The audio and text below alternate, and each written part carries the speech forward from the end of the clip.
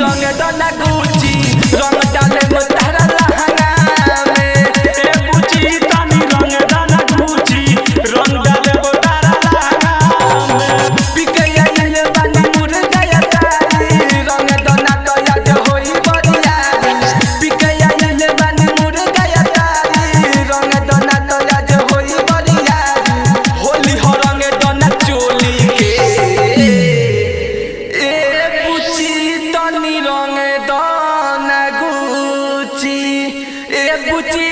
रंग दाना गुची रंग डाले तारा लहंगा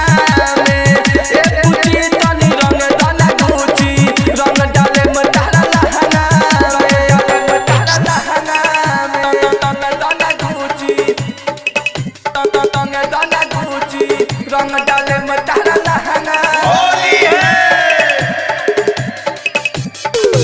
रंग दाना गुची रंग डाले तारा लहंगा तोहर देखी के समान मन बिगड़े हमार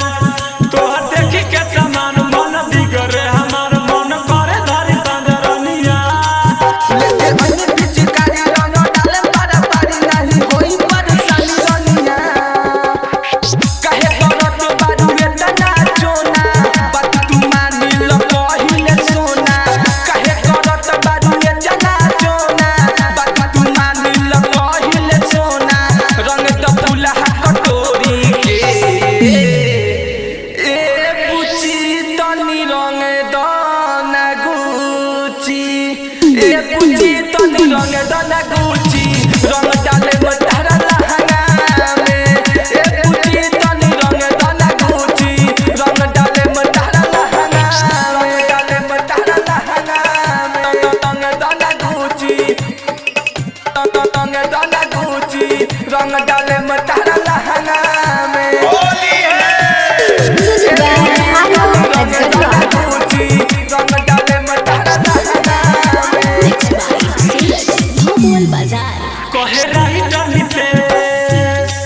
हाथ फेरे दना फेर कहे रही डली पे हाथ फेरे दना फेर हवे होली के बाहर गुचिया हटे होली के